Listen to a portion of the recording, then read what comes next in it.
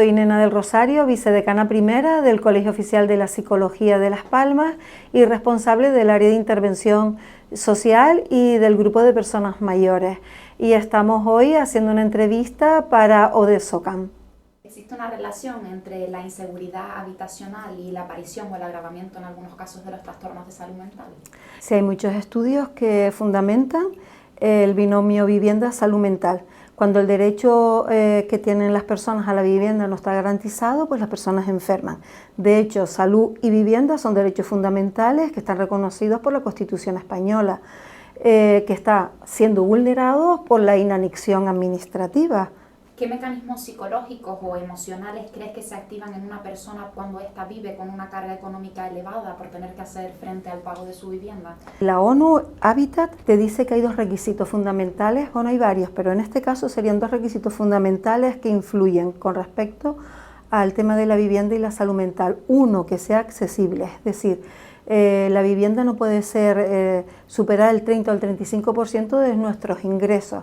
Y por otro lado, la tenencia de la vivienda, es decir, la seguridad o la estabilidad que tú tienes que tener con respecto a una vivienda. ¿Por qué? Porque la vivienda se transforma en un factor protector de la persona.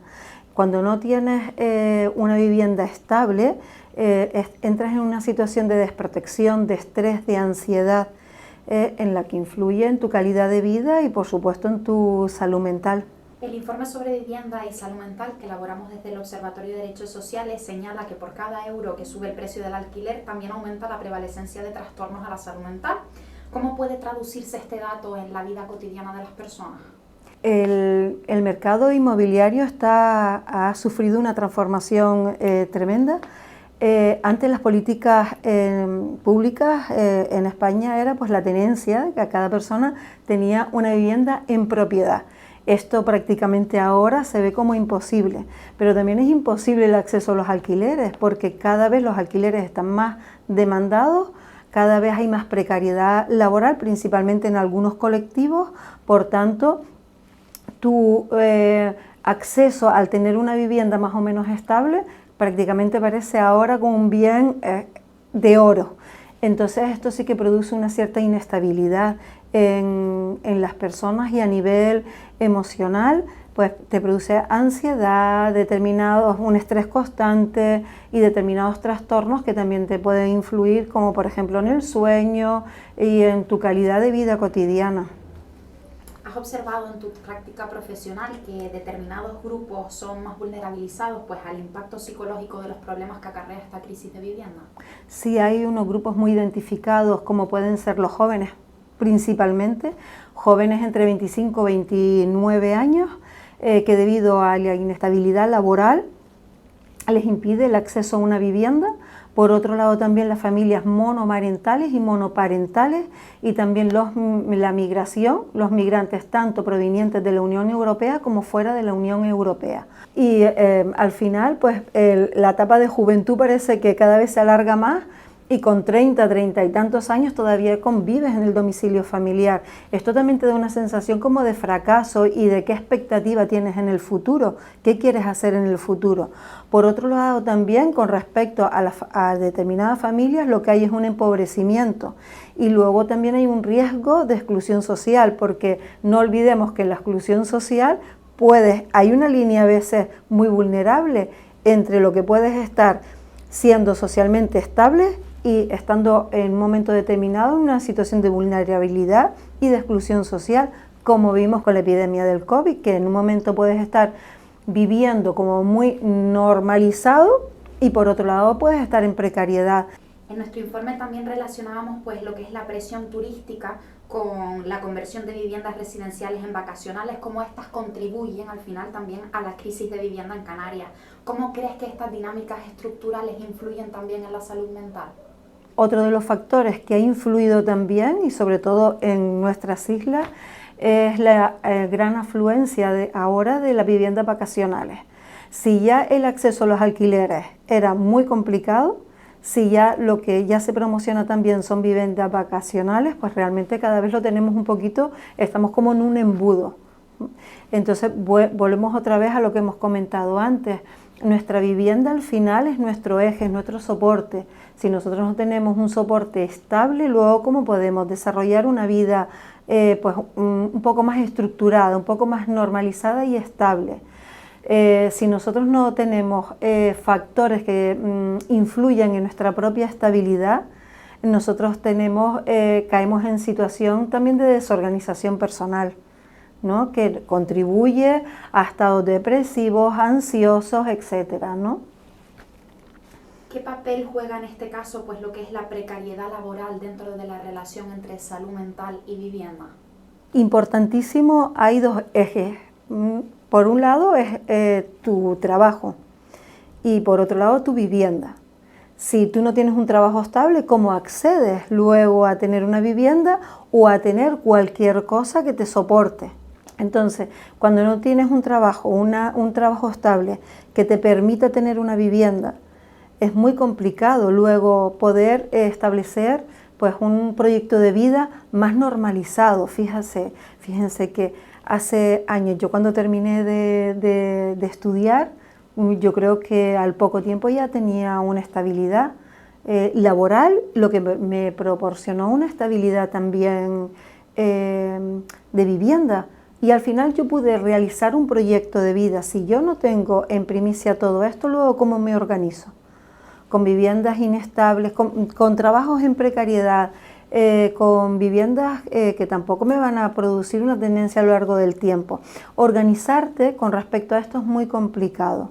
Entonces hay dos ejes fundamentales, que es el trabajo, para luego poder tener una vivienda y un proyecto vital. Nosotros consideramos nuestra vivienda un poquito más allá del espacio donde vivimos. El hogar es donde desarrollas un afecto, donde desarrollas tu propia identidad, donde para ti es un cobijo, te proporciona una seguridad, ¿no? Entonces, cuando tú no tienes eso, también estás en una situación como de desprotección. Desde el punto de vista psicológico, ¿cuáles podrían ser las consecuencias, sobre todo a largo plazo, para una persona que está cambiando de piso constantemente, pues porque no tiene esa estabilidad de la que estamos hablando?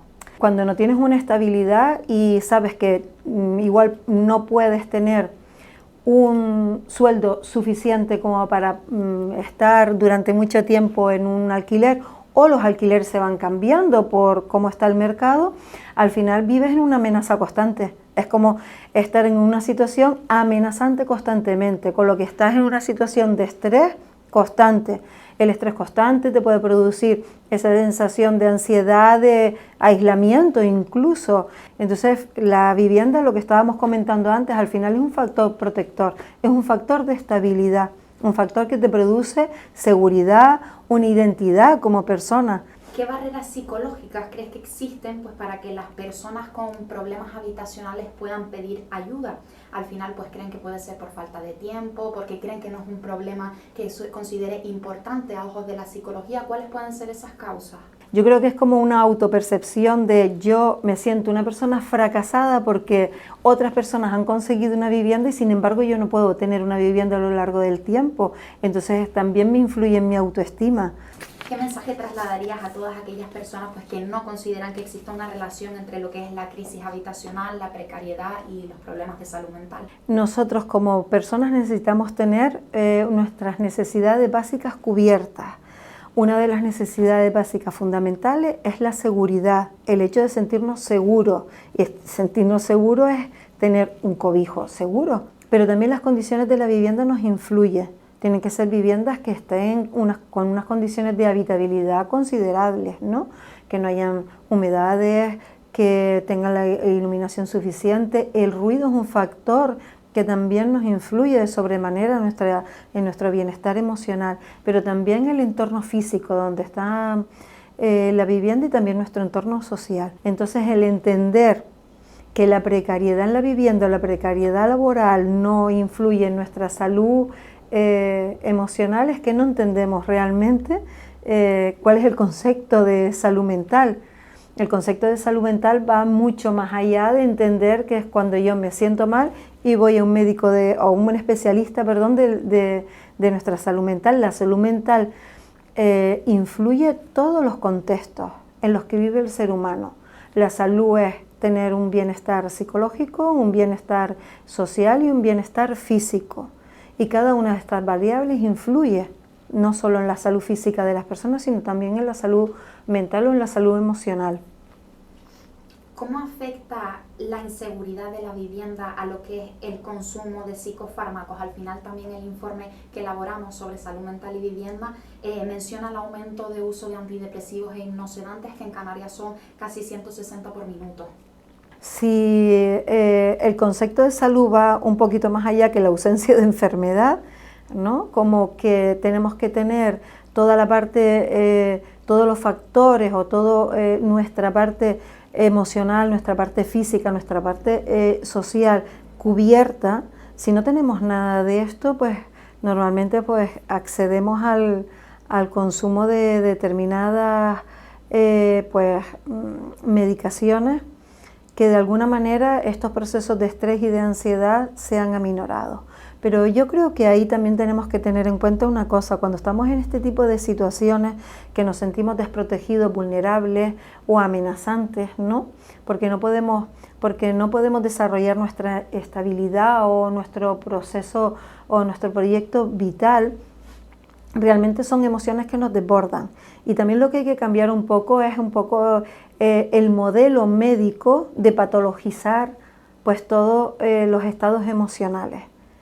Los estados emocionales quizás también habría que trabajarlos desde otro punto de vista. Entonces también es importante pues en la atención primaria la figura de un profesional de la psicología. Estoy segurísima que todo esto ayuda a compensar y a trabajar de una manera más adecuada todos los procesos emocionales, y se evitaría el exceso de medicación, porque se patologiza y entonces se medica. Entonces estamos siempre trabajando en un paradigma médico, ¿no?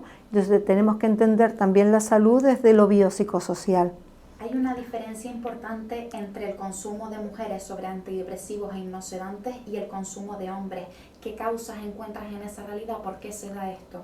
Bueno, aquí estamos hablando un poco del concepto de salud y género. La mujer pide más ayuda que los hombres. En primer lugar, también esto es importante. A la mujer tiene un nivel de exigencia que es diferente, y lo que se le exige a lo que puede ser, lo que produce al final es una afectación en la mujer, porque no llega. La mujer tiene una sobrecarga, tiene que llegar a todo en todo momento, y esto también produce una sobrecarga y al final produce pues niveles de ansiedad altos y niveles de estrés altos. Y lo uno con la pregunta anterior, creo que es importante no patologizar las emociones.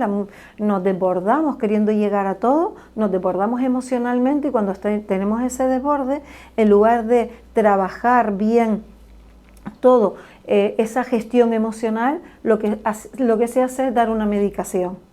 Y al final das una medicación y los procesos de ansiedad o situaciones estresantes, en lugar de ir al origen, estamos en el final. Y al final pues tenemos exceso de medicación. Y al final tampoco eso nos está solucionando la problemática real.